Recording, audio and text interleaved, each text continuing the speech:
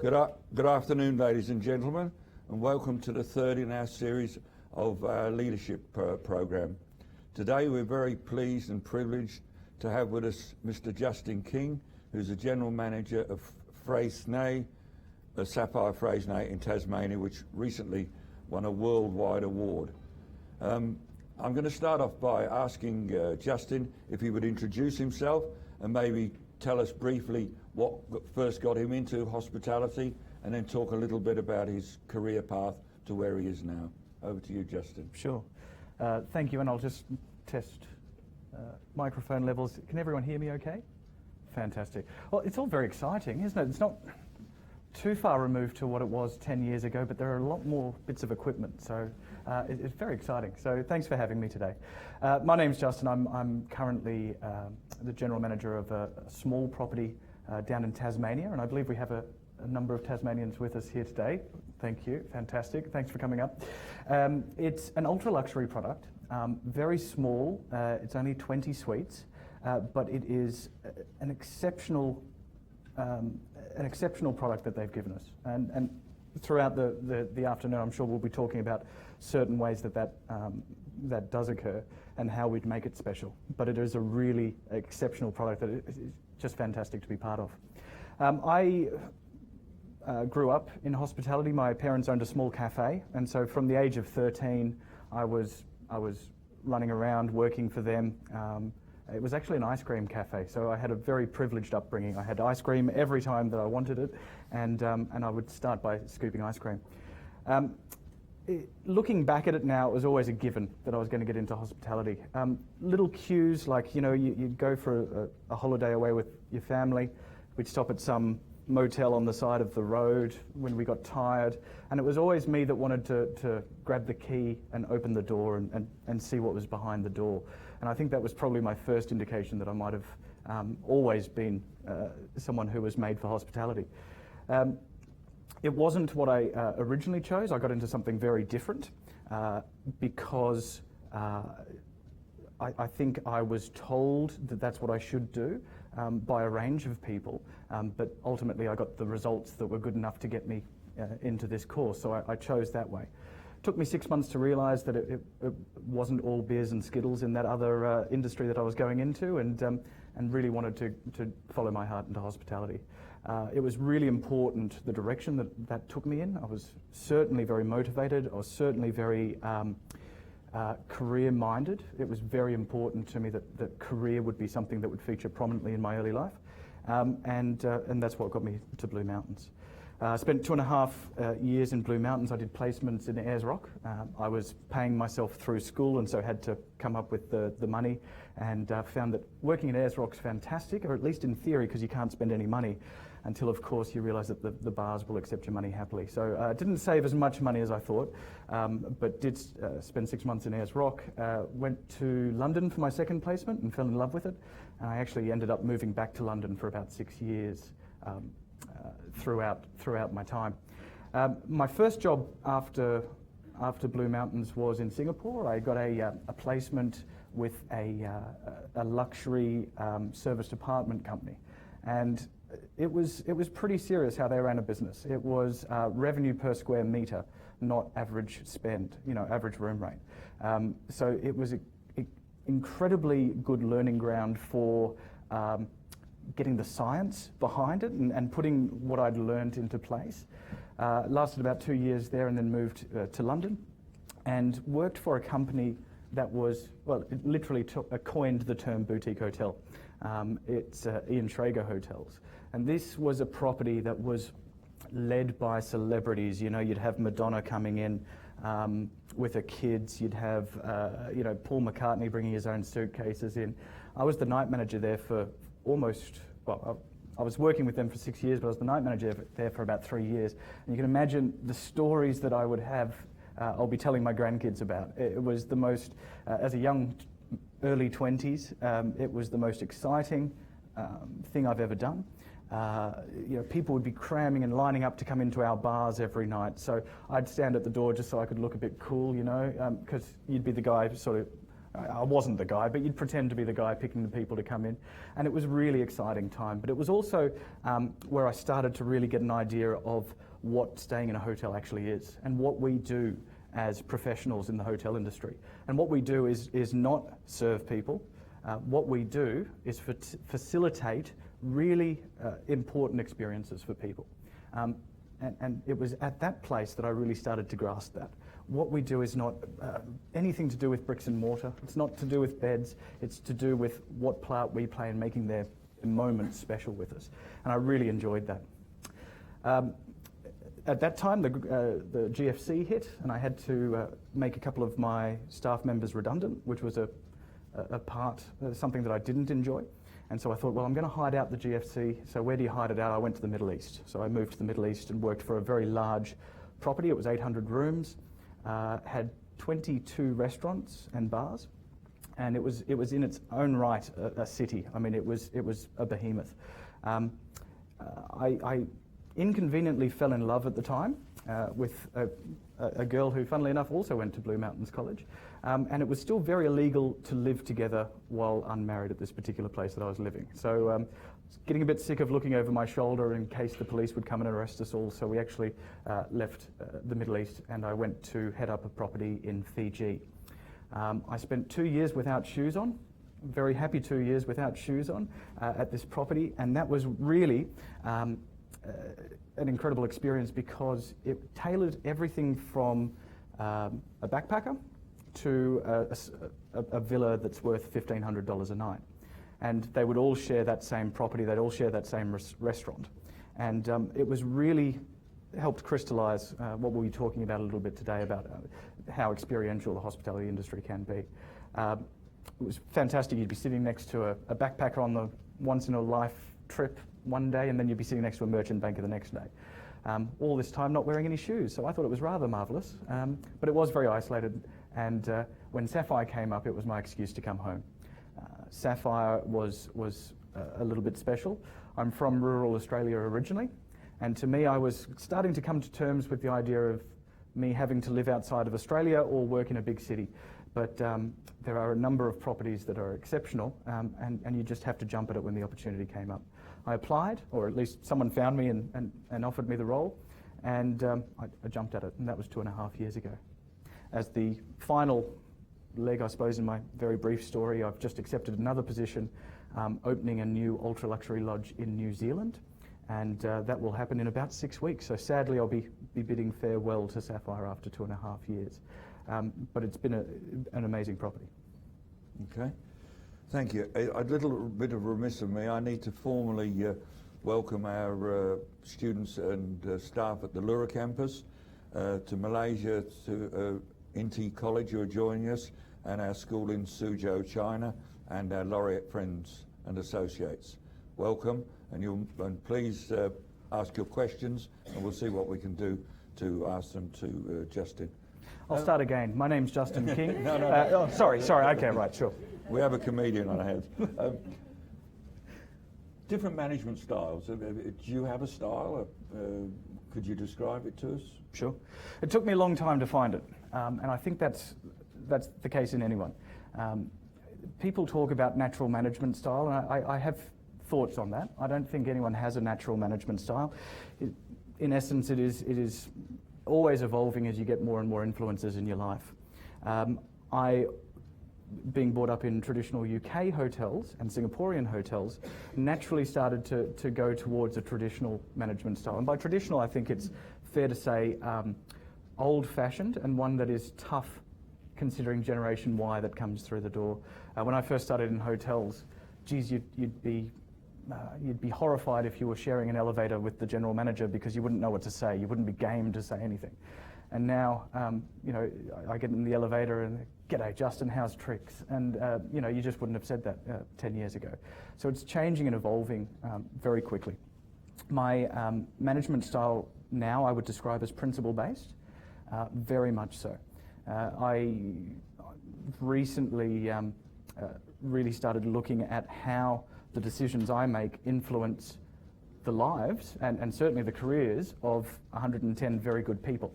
And you want to be able to sleep at night. And so every decision I make has to be one that is based on the principles that I hold dear and my establishment. Okay. I have a question here from Amelia. What are the advantages of working for a boutique hotel as opposed to a large corporate one? And you've been lucky enough to be a part of both those things. Sure. Very easy for me personally to be part of a smaller hotel. The reason I got into hospitality was primarily to work with people. And by that, I really enjoy, it's essential, it's like air to me, the ability to make someone feel comfortable and to make someone, I love the ability to be able to really see a guest delighted. In a large hotel, as a general manager, that is hard, I think. You don't have that continual engagement with guests that I feed from. And I know that's going to be different for every single person, but for me, that's what makes me tick, and that's why a smaller property is so important to me. Okay, thank you. I have another question here. I'm not sure who it's from, but it's from somebody up in Lura. Thank you for your question. What are you doing to ensure that you continue to grow and develop as a leader? So that's a follow-on from really the last question. Yeah, absolutely, and it's something that gets, I think, harder as you progress in your career. I'm now to the point where, as a general manager in a remote location, you're not open to as many natural forms of influence, and so you find that it becomes very much your own self-motivation to be able to keep track of what's changing and how yourself is evolving, your property is evolving, and the industry. And I think that's really important. But also the alumni group that this place gives you is absolutely critical to, I think, my success. It sounds like a sales pitch, but it is absolutely critical to me knowing what's going on all around the world. And so any student who's about to finish, make sure you get that database, make sure you keep in touch with the alumni guys, because it is so important to your career. And I think it's the one thing that I take away from my time at Blue Mountains above anything else, is that network of people, literally around the world. I've just come back from honeymoon, and every place that we stopped around the world, we caught up with a Bluey. And it was pretty cool. In fact, it got to the point where there were too many Blueys. We had to sneak away for a couple of nights. But it was amazing to see that, that connection. And it's been a really important part. Well, it's very interesting you should mention that, because I first found out that Justin was considering making a move because I had a phone call from another graduate who asked me, would it be appropriate for him to contact Justin on a one-on-one basis, because he was considering looking at the position that Justin's leaving. So let's see. It may be passing the baton to another Blue Mountains Well, graduate. hopefully, yes, yeah. Any questions from the floor? Thank you. I would like to ask, in the hotel you work for currently, what is the... Oh. All right. So in the boutique hotel you work at the moment, what is the ratio of employee per guest? Sure. It's fantastic. It's 110 staff members to 20 suites. Pretty cool. 1 in 5. And certainly unusual in Australia. And I think that's a point that I'd like to make today. And I heard it a couple of times in the seminars previous. Australia, I think, is the best service in the world. I do think it's not shown in the past. We're making great steps towards it, but 5 years ago, I think we had particularly bad hotel managers that didn't allow their staff to be what they are good at, and that's being Australian. Connecting with people, telling stories, sharing stories, really strong connection to place. They're all really important Australian traits that's so important to be able to share with your guests, and I think only now we're starting to realise how good that is. And I make that point because we're now in the position, we say that labour is a big issue for Australian hotels. It is, but in the one that I work at, it's not such a big issue, and we're world beaters among our peers internationally. And we've recently won the world's best boutique hotel in London last year, and it was something that was very humbling to be part of. for your little shack on the beach in the middle of nowhere, but it also, to me, validated that trust that we put in Australian hospitality. We trust our staff implicitly to really connect with guests, and they couldn't do that. And I must say, not all of our staff are Australian, but I think about 85% are, and those that aren't really understand and hold true those principles and values.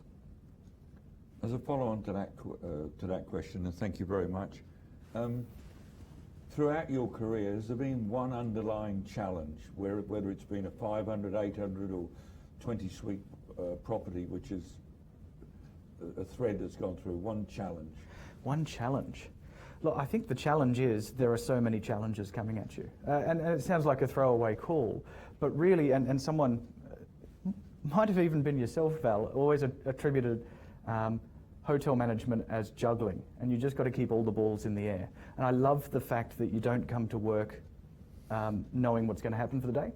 And even when you are 100% planned on what to do for your day, something changes. I was just about to walk in this office today, and I've heard that one of our chefs has cut the top of his finger off and is being rushed to hospital. And obviously, we have a few responsibilities to him there. So it certainly changed my day a little bit today, and I love that. I don't love that chefs chop their fingers off. I must thank that chef, yeah, for really making my day. But no, I love the fact that it's always changing. Yeah. Freycinet is very much about Tasmanian wines, Tasmanian food, and obviously the Tasmanian experience. How much of those other things are really intrinsic to what you're offering? Very. And I think everything that we offer, we put through, and every decision I make goes through 3 filters for this particular property. And this is how I try to distill every one of the hotels I've worked at. And the 3 filters for Saffire is that it has to be luxurious. Okay, we're charging $2,500 a night. It has to be luxurious. It has to be authentic, so it has to have a very strong connection to place. And that's why we've got the Tassie wine, the Tassie food. We're really proud of Tasmania, and it's interesting. It's really riding a wave right now for its quirkiness, for its characters, and for its food and beverage offering. And it's a great time to be in Tassie right now. So that's a very easy one. And the third one is it has to be surprising. And that's where we have the absolute most fun with.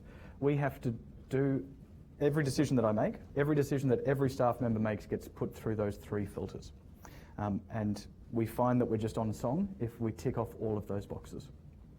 Yes, it's interesting because some of the conversations we had earlier on today were about the fact that even the big corporate companies are now moving into more boutique-style brands. And you've seen just about every big brand now has their own boutique brand as well, and that's a natural progression from seeing a few early successes. But I think it's certainly going to be the way moving forward that you have more niche properties.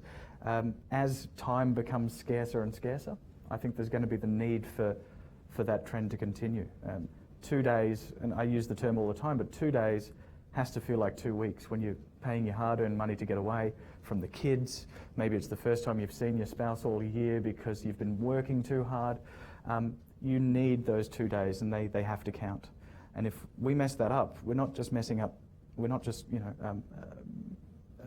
doing people out of their money, but you cannot replace that time that they've lost. It's so important. Jumping completely, would you ever see yourself going back to a corporate position? When I say corporate, I mean large company, big style properties, or? No, I think it's fair to say, and this is possibly where I differ from the other presenters today, I don't have a chain background at all. I've worked with small chains, and I have worked with Ramada early on in my career, and the Ascot Group was a big chain. I found that by moving chains or small companies, I've been able to get a real sense of differing service offerings, but also differing philosophies behind service. I don't think I'd be able to get that in a chain hotel. I don't think for that reason I'd move back to a chain hotel. I love the flexibility and also the ability to really learn from our mistakes, but also constantly evolve because we're always learning. Okay. We spoke a lot about what you look for when you're employing staff.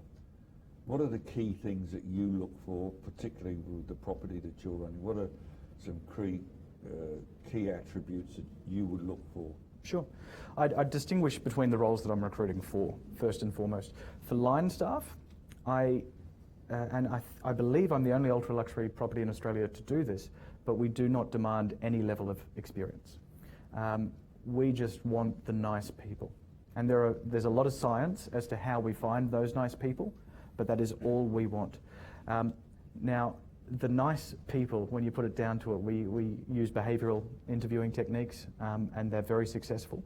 But we want someone who is able to grow within the art of hospitality. And by that I mean they got to get real pleasure out of what they do. And we get given a lot of tasks every day. And hospitality's got this stigma still today about being a dirty word, but it is an art form. A really good hospitality professional is something worth their weight in gold. They are really hard to find. And we want to find those people. Now, obviously in management roles, we are looking for good, solid experience.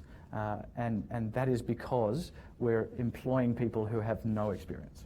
And so we use them as the experience, as really the framework around what these nice people can work in. And that's the model for our business.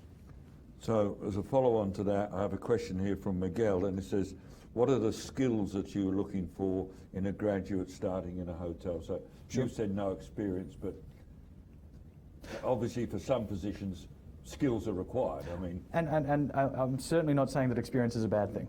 It's if you have two candidates both equally good at connecting with guests, you're going to go for that guy or girl with the experience, of course. Skills, ability to connect. They need to, and I have to see every single staff member in a one-on-one interview. Sometimes it's on Skype, but I do need to see them face to face, I suppose you'd say, to make sure that I can connect with them. And I have to physically be able to connect with any staff member, be they kitchen stewards or executive housekeepers. And if I can't connect with them, they wouldn't have a place at Saffire. And by connecting, I mean have a real meaningful chat with them. I have a question here from a graduate. Well, several questions actually. Can they have my job? No, I'm not finished. Not yet, no. What are your guests like as a snapshot? Sure.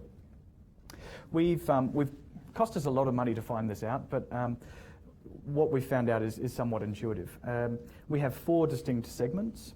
We have, I'll go back a step. We probably thought erroneously before we opened that we would be all your techs and billionaires. They do come, but 75% are Sydney, Melbourne, Brisbane, and they're broken into 4 segments, all of our guests. First one is high net worth individuals from Sydney and Melbourne. They make up, as I say, the largest segment. The second is high net worth individuals from overseas, particularly America, Hong Kong, mainland China, UK. They make up around, I think that's probably up to almost 18% now, and the balance, which we didn't expect, is made up of Hobart and Launceston people.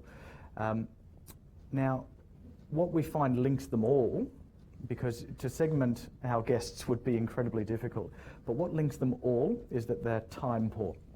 So as I alluded to before, it could be the American who only has 2 weeks off a year and has to get all the way around Australia in 2 weeks.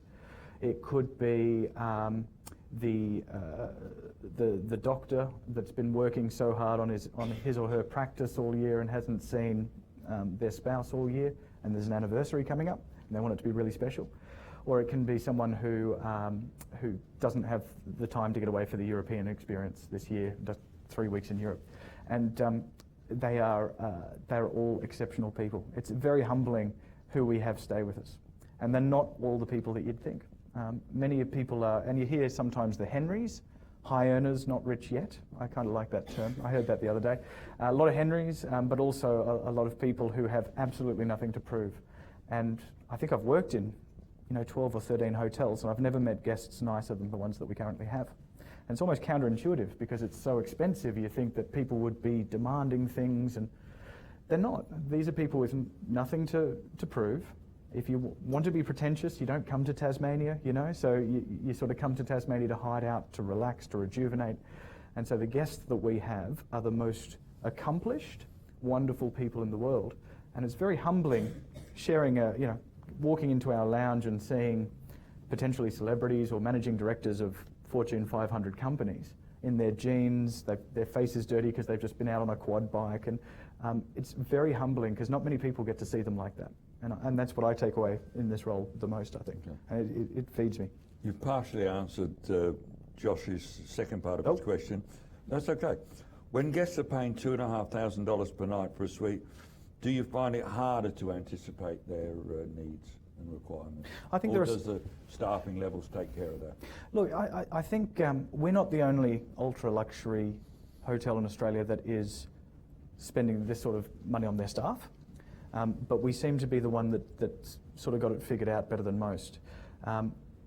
It's not necessarily the labour, it's the culture that we have within the team. Yes, there's a higher level of expectation, and that culture has to be spot on. Huge amounts of pressure to perform at our level, particularly on TripAdvisor. We know that all of our word of mouth comes from TripAdvisor. And I would say it's actually a bigger driver or a bigger key performance indicator of mine, how our TripAdvisor is going, than how our budget's looking. It's so important that we get that right in order to get the growth necessary from year to year. So the expectations are very high, but we put those expectations on, not the guest. You mentioned budgets. Your owners have obviously invested a lot of money. How, every business is budget driven and you expect to make bottom line, but how important it is for them to have this prestige property as opposed to a big bottom line? Yeah. Well, certainly I think it's no secret that if you want to make money out of a hotel, you don't go into ultra luxury. The margins are incredibly slim. Having said that, it is a profitable business, and we are very driven by budget. It's a business at the end of the day. We do differ from the hotels that were represented today in as much as our business is driven by revenue, not by cost. And I think that's a big thing to bear in mind as the differing factor, I think, between, say, a five-star and beyond hotel and most other properties. Driven by revenue means that we have a lot of pressure to get those people into the hotel. Driven by cost means we have a lot of pressure to be able to maintain a profitability with every guest that we get through. So that's the subtle difference. Ours is driven by revenue. Jumping again, you said you've had a lot of very interesting guests.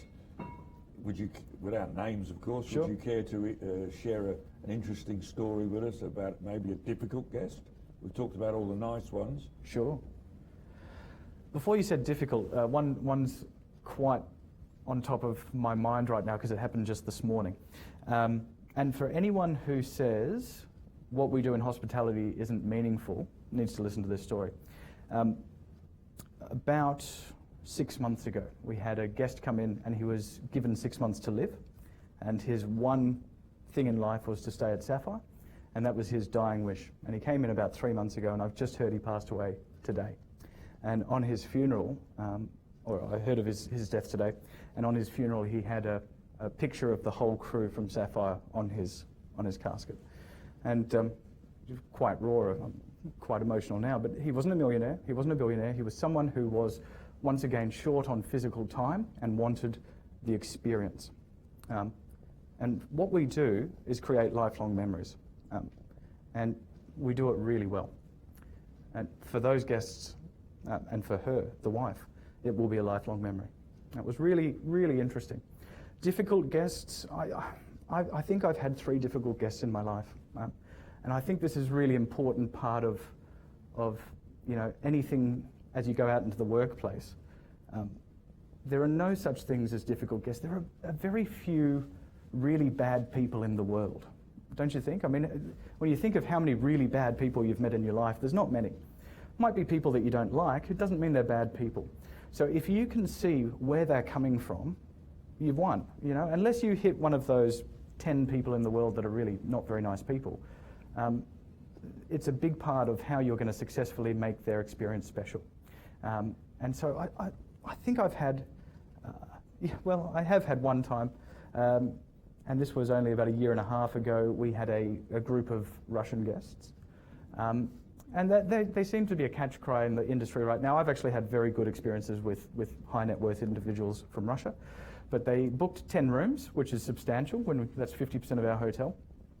And they came in, and they were all single travellers.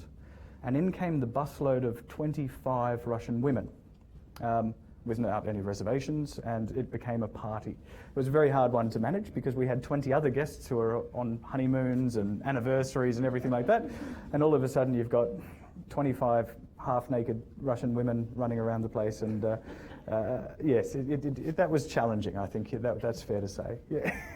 All right. We've had quite a few of my questions. Quite a few questions have come over the internet. Any more questions off the floor, please? If you just raise your hand. Very interesting young man. Yes. Thank you. Have travelled or moved positions every 2.5 years. It Sure. seems constant. What are some of the constant things you've taken with you from hotel or from business to business that you find really valuable? And it might be something that you've learnt originally from your ground roots here, but what are some of the constant things you take with you from each of your positions? Great question. Yes. Obviously, because you're Tasmanian. I think probably don't say no to anything. By saying no, you're shutting a door, and it really does limit your options. I haven't said yes to everything, but you critically analyse everything that comes through your door, whether it be opportunities, or whether it be problems, or whether it be something personal like where you're going to move next. And I think that's probably the one thing that's linked where I've worked. I certainly wouldn't have expected my life to have panned out like this, as in what first attracted to me to hotels were the great big corporate hotels, and I've worked in one of them. So you don't have to have it all worked out, and if you just sort of, you might have a couple of big goals. I always said, and I think this is a young sort of goal to have, but everyone, and I bet you everyone in this room who's a student knows what age they're going to be when they take the first GM job, right? Has anyone said, I'm going to be GM by 30? I did, yeah. So that was the overriding goal, but I didn't care how I got there.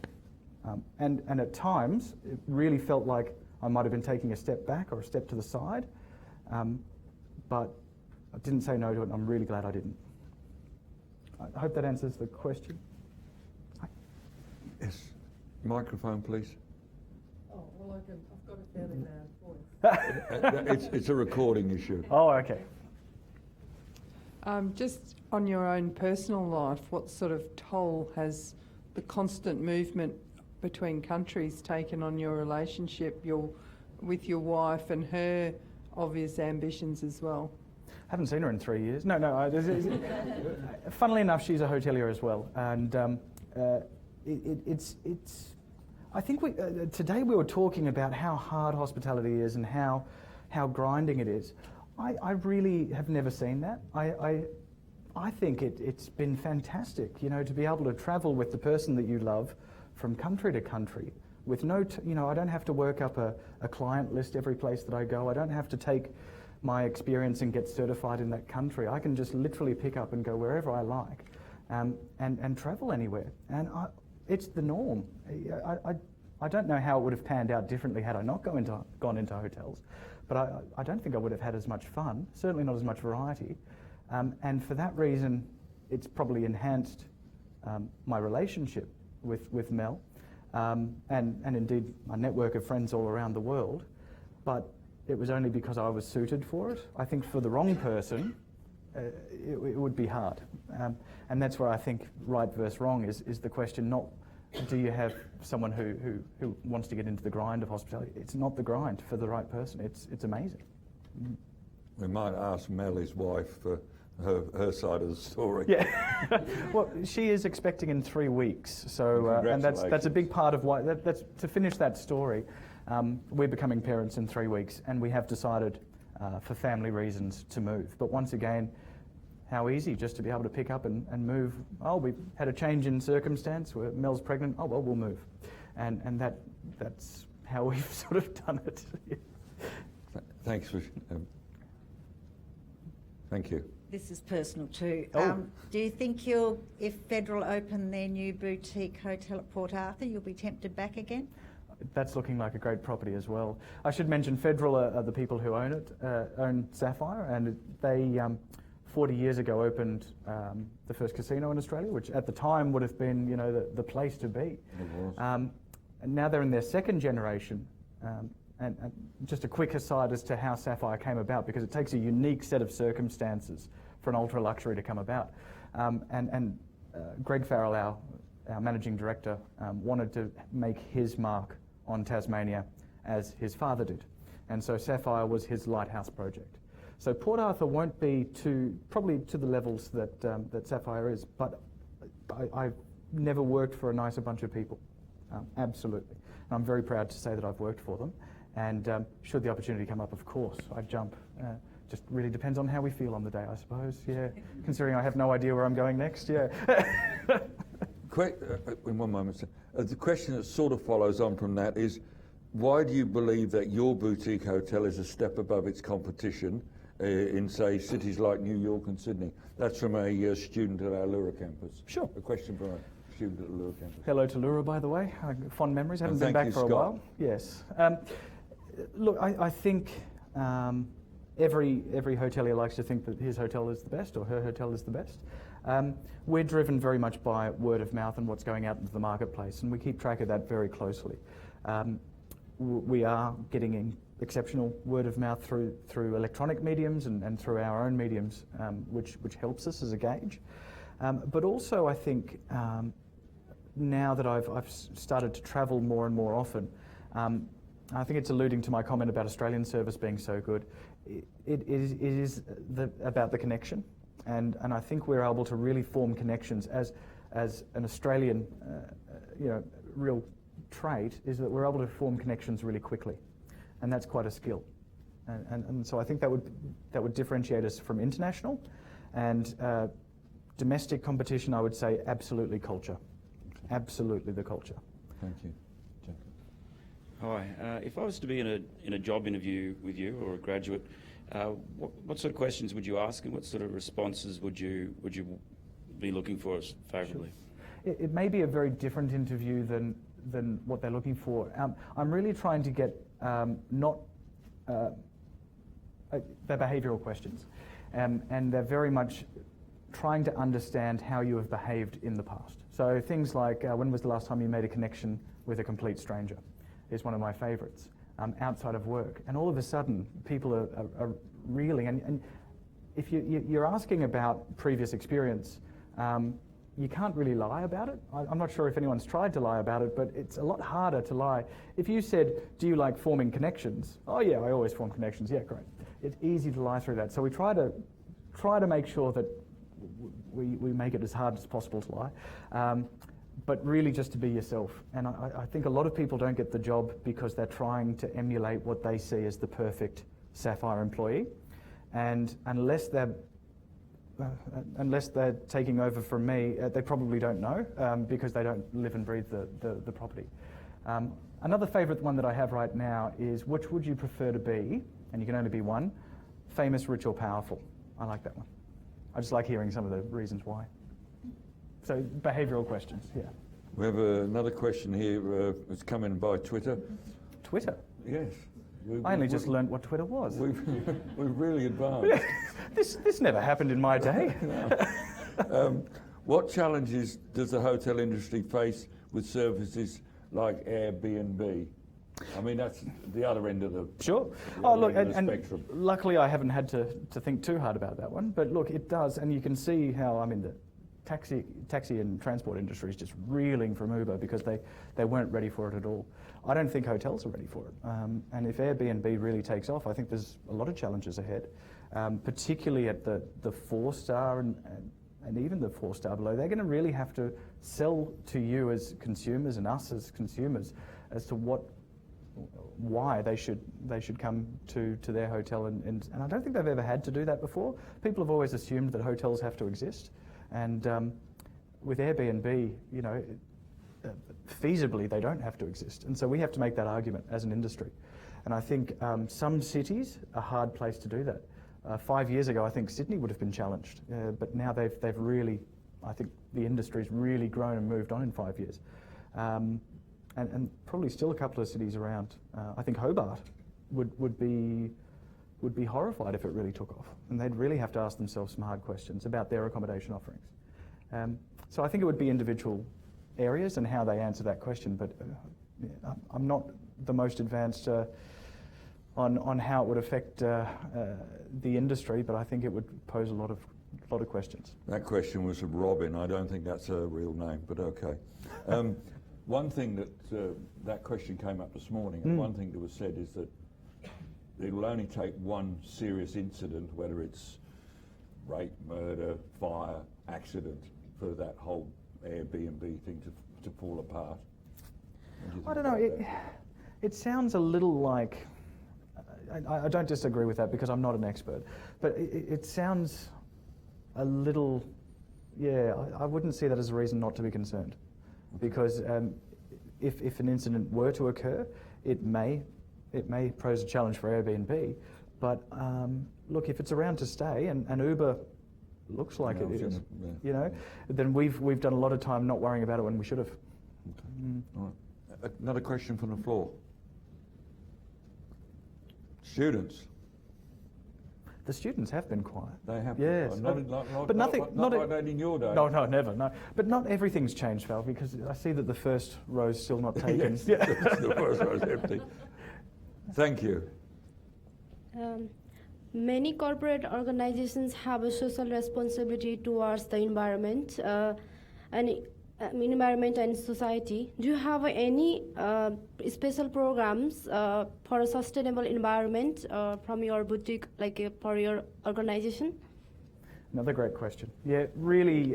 Thank you. Very important. Sorry, I didn't see who. Thank you for that. We're a bit lucky because we're not a big chain. When you say programs that we have in place, yes, we do, but we're able to do so in a slightly more meaningful and ad hoc way rather than holistic programs. We are built and designed with minimal impact, and we treat our own water, we catch our own water, and we do a lot from a footprint point of view. But it goes back to what I was saying before about principle-led management. At the end of the day, our owners and myself have to be able to sleep at night.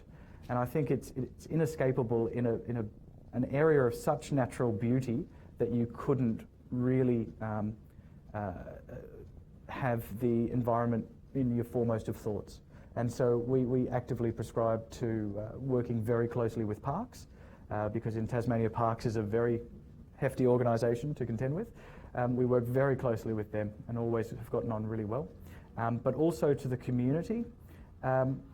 I think it's fair to say that Coles Bay was, and still is, the best kept secret in Australia, to the point that when they heard that there was a property coming in, there was outrage, there was outcry, and nobody wanted this international property on their doorstep because they'd be worried that their secret would be out.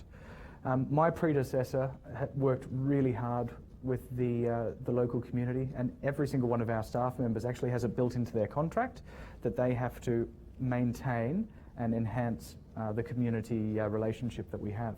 So it's another quirk of working in resorts, but all the staff are accountable for their actions outside of work as well, because it is really important to us that we are really well thought of. And I think it's fair to say that we're generally well thought of within our own local community, despite some big initial problems. You came to Saffire with a lot of skills. What was the new skill, the new thing that you had to first catch up on when you got there? Something that was a gap in your experience and this unique property challenged you with? I'd never dealt with ultra luxury before. I'd been in 5-star quite heavily, but I'd never been in anything that would be seen as above a 5-star, I suppose. And that was a big concern to me. And I got there and I realised there's absolutely no difference. As long as you have the culture right, and that was probably the one thing that I had to work on the hardest, was making sure that culture was spot on. And I think it's fair to say that it took a lot of energy, a lot more energy than it now takes. So I've had to work through that. It used to be probably 80% of my role, and it's down to maybe 40% of the role, of making sure that culture's right. Okay. I have a question here from Vanessa. What advice would you give to the undergraduates of Blue Mountains International Hotel Management School to stand out or perform excellence? There's probably two answers to that, I think. Sure. I think to stand out, if you are passionate, if you love what you do, and if you work hard, you will stand out. And I think there's a lot of pressure placed on graduates, and I felt it, of when's that first promotion going to come? When's that first... and it's almost to the point where that can be counterproductive. It really can be. If you are looking for the next promotion actively, often you'll find that it doesn't come as quickly as if you're just really enjoying what you do and working hard at it. And I think that's probably how I'd answer that question. And you'd be surprised at how quickly it does happen, as long as you are enjoying your work, you're working hard at it, and you're really wanting to make a difference. Okay. And taking opportunities. Oh, and jump on them. Goes back to your... Yes, you can have an overall plan, but something will come up. And it's exactly how... It's built around your priorities. If you want to be in Sydney for the rest of your life because that's where your family is and you don't want to move, that's great. But do know that you're cutting out a whole world of opportunities, and so just know that you're making that conscious decision. And in doing so, in moving with our young one next month, we know that we're potentially cutting out some opportunities and putting family first. But we can do that, and we made the conscious choice to do it. So I suppose I've forgotten what the question was now. But I suppose what was the question? The question. What was my point? What advice would you give an undergraduate to stand out or perform excellence? Yeah. So always take those opportunities and know that those opportunities could come from far-flung places or from areas that you hadn't thought of. Like what you were saying this morning, and so many of my friends and alumni are now working in completely different industries, but having a great time and a very fulfilling career based on what they learn here. Okay. Questions from the floor? Gentleman here with a wealth of... Yeah, all right, can we just go to the gentleman at the back, and I promise you you're next. Thank you. Working in a regional area, you mentioned that you are in a regional area. A lot of properties around Australia and abroad do struggle to keep their good stuff. What are some strategies that you and your management are kind of putting in place to kind of try to keep those staff? Sure. Excellent question. Yeah, great question, and they're absolute key issues that we face. So breaking it down into, I suppose, attraction and retention. Attraction, it used to be a huge source of frustration for me, that I felt that I was working in a place that I was just so proud of, and it was, had great things for your career enhancement and everything like that, and we couldn't attract people 2 years ago. And the reason was we were an unknown, and therefore it was a high risk for those people who came to join us. Delighted to say, though, that as word of mouth has gotten better has increased because the volume's increasing, that word's starting to get out there that we can be trusted with your career. And I think that's a really important message to get out there. Sometimes it happens slowly, though, and it was a real source of frustration to me. That, I think, is the biggest thing that we could ever promise to any staff that we have there. And so leading into the second part of the question, that is how we retain them. We absolutely promise that we will enhance your career by coming to us for 6 months, 6 years, 6 decades. How we do that, that's up for individual negotiation with your manager, as in discussion with your manager, but we will absolutely enhance your career. And I think that's a great way for me to look at it, and for any manager to look at it, is I am here to enhance your career as Joe Bloggs, and every other single employee that we have. And that's to go further step on your question, our retention is the best out of all ultra-luxury lodges in Australia. Having said that, it is still incredibly high turnover, 80% turnover. Walgan Valley is well over 110, 120. Southern Ocean Lodge is about 100, and Qualia is off the charts.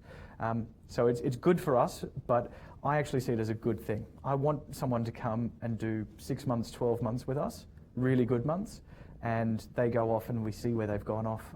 One of our guest service managers is now running a lodge in his own right in WA. We've got people all over the place sort of flying that Saffire flag. I've got no issue with turnover. I know, and I'm realistic, that in the middle of nowhere, 2 years is enough and more than what we can ask for you. Otherwise, you're likely to lose interest. But it's a pretty hard and fast rule of ours. Microphone, please. Question from the floor. Oh, Yep. just down the front. We're allowed 2 questions. Oh, absolutely. Certainly, yeah. Encouraged. Some technical issues with the mic getting to you, though.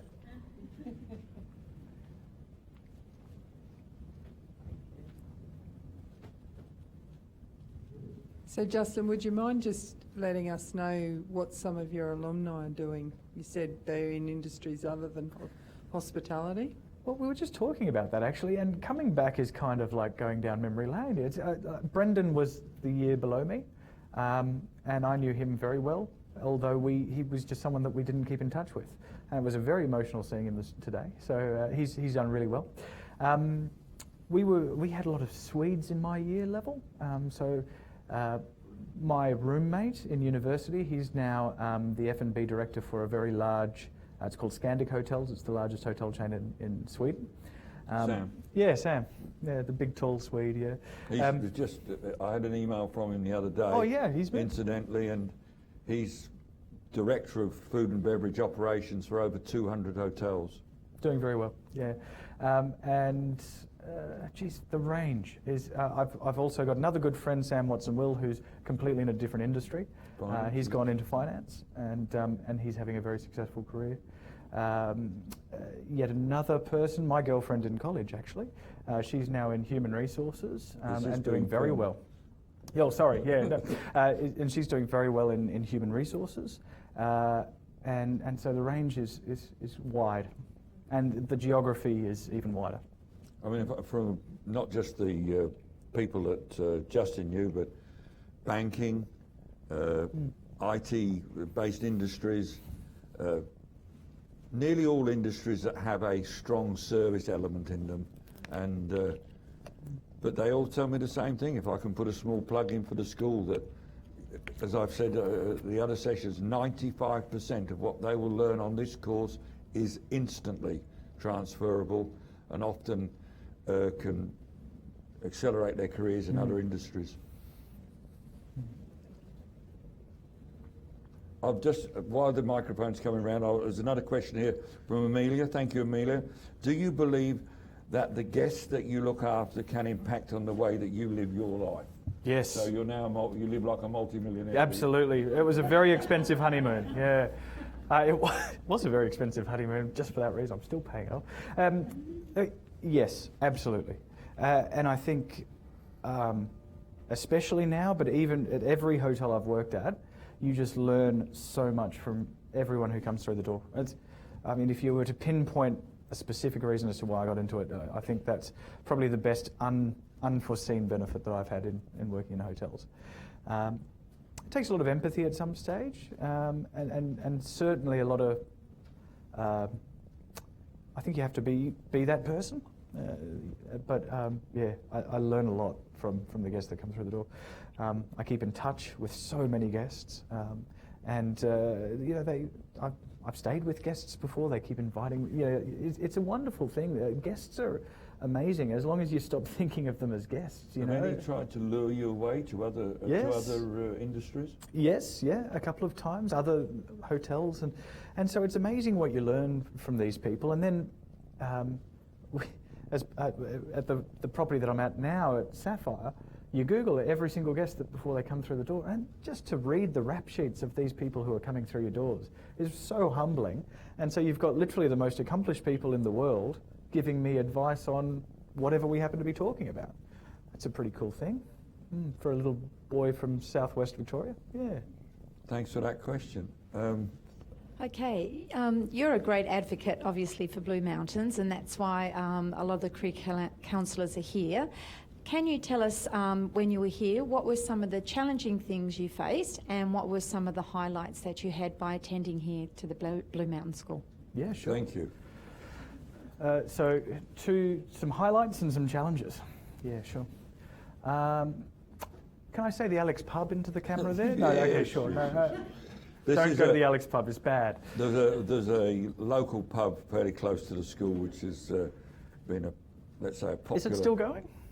Just, It's just. They, Right, they okay. made the foolish decision of barring the students. Hey? So they've lost a lot of business. God, that would be all their business. Look, the highlights were the people that you meet. Absolutely. You are living in close quarters and you experience a lot together. And by that, you're not just turning up to classes, but you're mucking in together. You're mucking in on a service shift, you're mucking in the kitchen while Val's yelling at you, as it was said this morning. You know, they're really great experience. You know, you're cleaning rooms and and it's really exceptional to be part of. The challenges is you're mucking in every day, and it's the same thing. It's challenging and it's rewarding. I look back at it now as being a real highlight, but at the time it was challenging. You know, you're doing a degree. You've got some serious study that you're doing, and at the same time you've got to report at 7 o'clock for a breakfast shift. So it is challenging in that regard as well. I think it confirms the question that you asked this morning about the uniqueness of the school. It's that practical element in with the theory, and then the opportunity to get some industry experience that does make that difference. I think the students all get a good grounding in what is necessary, and not just, you know, I've got a degree, I'm going to be a general manager next week.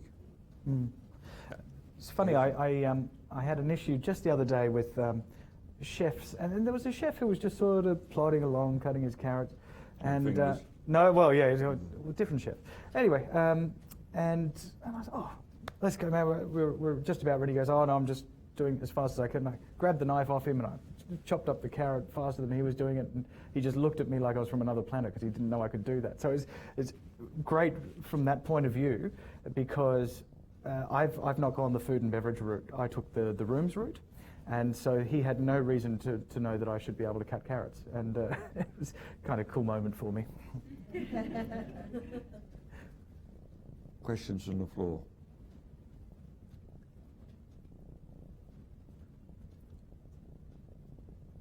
I'm still on a high from getting a question from Twitter. That's really it's really impressive. I Well, think that's the first question. you'll get a question from a twit now. I'll ask one.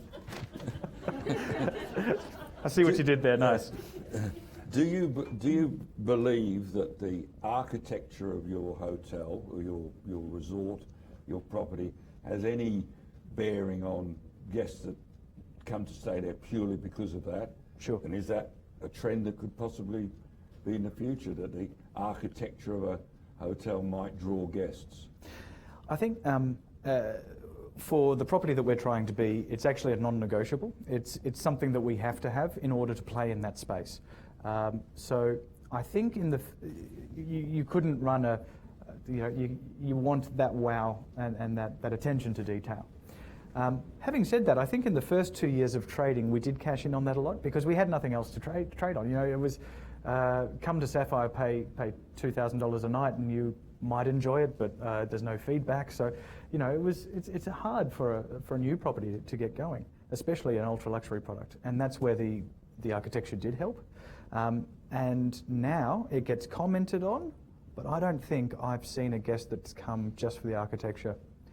Well, certainly not this year that I'm aware of. It's just a non-issue, a non-issue that we're in this amazing space. It is a great spot. You never get sick of it. Okay. You said you've moved down the overall management, and food and beverage isn't your real big thing, but you've talked about Tasmanian produce, etc. Can you see any trends? Do you notice or hear any trends that you think are not just for a property like Saffire that are coming in terms of food and beverage? Yeah, look, I don't think I'll be speaking out of turn. I'm sure you've heard about and seen the importance of, I hate the term paddock to plate because it's already cliched, but provenance is so important right now, as is connection to place. So if you can get provenance and connection to place together, you're onto a real winner, and I think that's what Saffire done very well. Also, and to that end, we've gone a step further, and my assistant general manager is actually also our executive chef. That's how important food is in our culture, and he will do 2 service shifts a week. So that means he's a waiter 2 shifts a week, and I do 1 GSM shift a week. Very, very important that the guy who's clearing your plates overhears the comments you're making about the food, or asks how you did that, and all of a sudden you've got the exec chef reeling it off to you, and it's been an amazing step for us. That will continue. Anything food and beverage related will continue to gather momentum. It's just going nuts in Tasmania right now, and it's the quality, but yeah, the provenance is so important, and getting that real sense of the characters that's making making whatever product you're talking about. If you can wheel out a winemaker when you're trying a glass of wine, geez, yeah, you see the guest reactions. Coming up this year, all of our events, we run a number of events for our repeat guests every year. All of them are around food and beverage this year. There's not one that's not. The one that works best for us right now is whiskey. So we do a whiskey business weekend, and we get the distillers down. So remember those 3 filters: luxurious, authentic, and surprise. You think of how well Tasmanian whiskey fits those 3 filters as an example of how we use those 3 filters. Luxury, they're pretty good whiskey. In fact, Sullivan's Cove got best whiskey in the world last year. Authentic, Tassie. And if you see the distillers, they've all got long white beards. These guys, they're characters, and they sit with our guests, and they're amazing. They hold their own. They have these great conversations, yarns, and the Aussie accents. And then surprise. They're such small distilleries, nobody knows about them. And so we've got those 3, and that's how those 3 filters have nailed it. And that's very much, whiskey's going to get a big again, I think, very quickly, and Tasmania's riding the wave there now. Yes, thank you. What I'm going to do in a moment is, if any final questions, we're happy to answer them. Otherwise, I'm going to ask Justin a couple of things and wind the session up. I was just interested, Justin, in your behavioural-based interviewing. Sure. And do a fair bit of work with my students on that kind of interviewing, and wondering that do you find pretty quickly the people who just can't answer? So do your prospective employees fall into one of 2 categories pretty quickly? Sure. Or are you finding that students are more prepared, or young people are more prepared for behavioural-based interviews?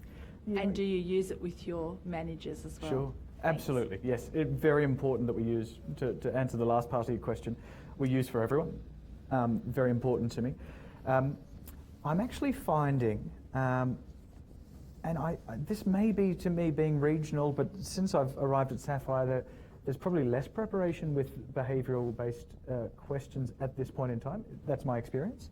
But I do also, going back to the last seminar that we had, where we were talking about how good it is to be stressed and show people at their stress point in an interview. I don't really subscribe to that. I think you're able to form a connection with just about anyone, and it's just trying to get on their level. You're not wanting to go away thinking how good they were at answering questions. You're wanting to go away thinking, how will this person look in my organisation? And once you see that as your goal, you are really got a vested interest to get to know the person in front of you, and that's where I find behavioural-based questions really helpful. Now, if someone just can't answer a question, I don't think it's been my experience that someone can't answer a question. Now, I've caught a few lying a few times, and that's just a lot, but people will always get an answer if you really work hard at relating with them. I'm not sure if that answers your question there. Well, I imagine you would want to be working hard. Yes, yes. Oh, and we know, I mean, a bad TripAdvisor review will cost us $180,000. one bad TripAdvisor review. And that's the pressure as a GM. I think I check that before I get out of bed every morning, probably 5 or 6 days. I've checked 4 or 5 times today. And that's the real, when you're playing at that end of the spectrum, you want to get that right. And if you, so we don't have the luxury of giving them 3 months and see how they go. We've got to get that right every time. I don't, but we've got to. Any more questions from the floor? Thank you.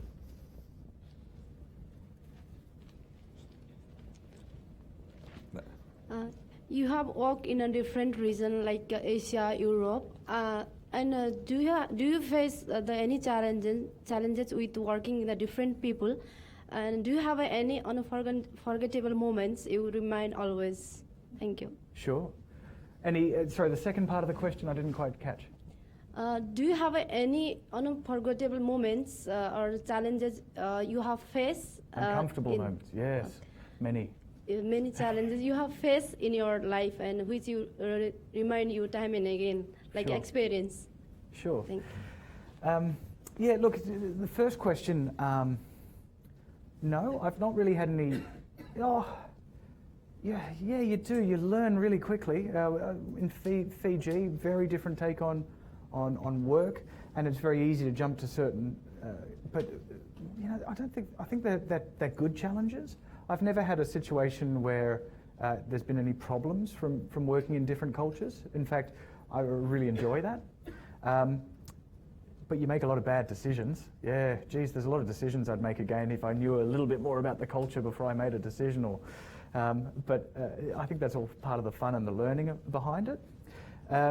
Regarding the second part of the question, yeah, I mean, I think I really enjoy uncomfortable moments, I think, because I seem to have a lot of them. I think that's kind of what I like about hotels. You're going to have lots and lots and lots of challenges on a daily basis. And yeah, look, lives are not always on the line, but there are so many things being thrown at you. The real challenge is almost looking calm and collected, and this is what I love about it, looking calm and collected while your legs are, you know, the duck analogy, while your legs are running like mad under the water. And I think, so I don't know how to answer your question really. There have been times in my life where I've made decisions, and I'm not sure if they're the right decisions, particularly on my career. And sometimes I've taken a step to the left or the right rather than a step up. And that's a really uncomfortable moment. And I don't really have any advice for that. I think you just, once again, going back to never say no. Critically analyse it. Simple as doing pros and cons, and you'll make the right decision. But it'll be uncomfortable until you do. Yeah. All right, just what, many of our guests here today are career advisors. Is there a piece of advice that you could give them to give potential students that were thinking about going into hospitality, not necessarily coming to the school, but hopefully they come to the school, but to go into hospitality is a piece of advice that you would give them to pass on to their students? Sure. Look, yeah, find the right ones. And if you find, I'm trying to think a bit more specifically now. So if someone is made for hospitality, they're going to be miserable unless they're in hospitality, you know. And I was, you know, going into another field. I think it would be really dangerous to ascribe attributes. I think there was a question this morning about, are you looking for academic or no, I think it would be really difficult to prescribe those attributes. What you're looking for are people who have the passion, which is a word that's been used quite a lot today, but also the interest in actually working in a career such as hospitality. And finally, hospitality is not a dirty word. 10 years ago, when I was getting into it, hospitality was what you did if you couldn't get the grades to get into university. It's not the case anymore. In fact, you know, there are some incredibly scientific backgrounds that you can actually have in hospitality. I think revenue management was mentioned this morning. But there are so many really intelligent people, and the industry needs intelligent people to bring it forward. Now, whether that's academic, whether that's, or however that looks, but they need passionate, intelligent people to really make a difference. Yeah. Okay, thank you. I think we'd like to thank Justin for his insight into his career, what he's doing, how he's got there, and we wish him every success in your new venture and family. Well, thank you so much. Thanks for having me. Yeah. Cheers. And thank you to all the people who've asked questions. Much appreciated on Twitter and via the internet. Oh, Thank thanks you for the very Twitter person. Really appreciate it. You'll have to check that out in the morning. I'll have to. I hear it's quite good for my business. I need to get into it. Tasmania. I have to be careful what I say. On a part of Blue Mountains, we'd like to thank you for coming all the way up from Tasmania. I'm from Tasmania as well, so I know the travel. Oh, you are? Oh, well done. Yes, yes. Yeah. Do you feel that you feel dirty now being in Sydney? Oh, it's disgusting up here. Yeah, yeah.